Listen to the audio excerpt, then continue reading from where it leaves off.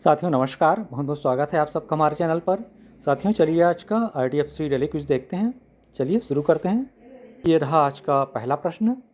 भारत में blue revolution के जनक के रूप में किसे जाना जाता है? भारत में ब्लू रेवोल्यूशन के जनक के रूप में किसे जाना जाता है? तो ये जाना जाता है हीरालाल चौधरी जी को। ऑप्शन नंबर बी में दिया गया है। चलिए सेलेक्ट कर लिया हमने, सबमिट कर दिया।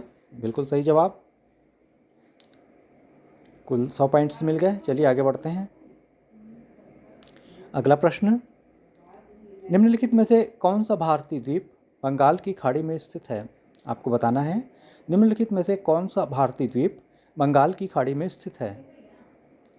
तो बंगाल की खाड़ी में जो स्थित है वो है अंडमान और निकोबार द्वीप समूह। अंडमान और निकोबार द्वीप ऑप्शन नंबर ए में दिया गया है। चलिए सेलेक्ट करते हैं, सबमिट कर देते हैं। बिल्कुल सही जवाब। चलिए अगले प्रश्न की तरफ चलते हैं। अगला प्रश्न पूछा गया है, बैटन कप किस खेल से जुड़ा है? बैटन कप किस खेल से जुड़ा है?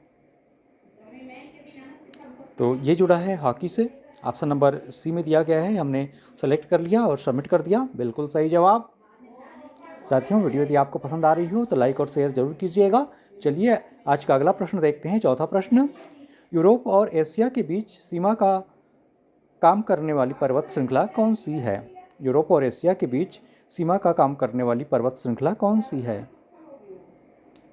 तो ये है आपका यूराल पर्वत। ऑप्शन नंबर बी में दिया गया है।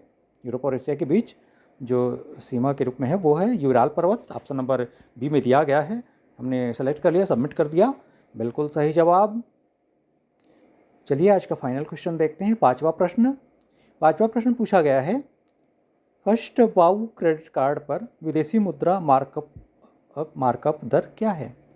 फर्स्ट वाउ क्रेडिट कार्ड पर विदेशी मुद्रा मार्कअप दर क्या है?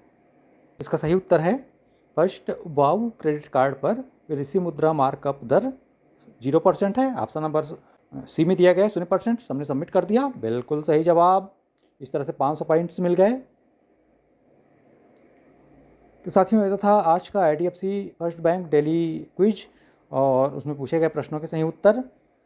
यदि आपने रेमंड क्विज के आंसर अभी तक सबमिट नहीं किए हैं तो कर लीजिएगा। चलिए मिलते हैं फिर अगले वीडियो में नए प्रश्नों और नई जानकारियों के साथ। बहुत बहुत धन्यवाद आप सबका। Thank you for watching.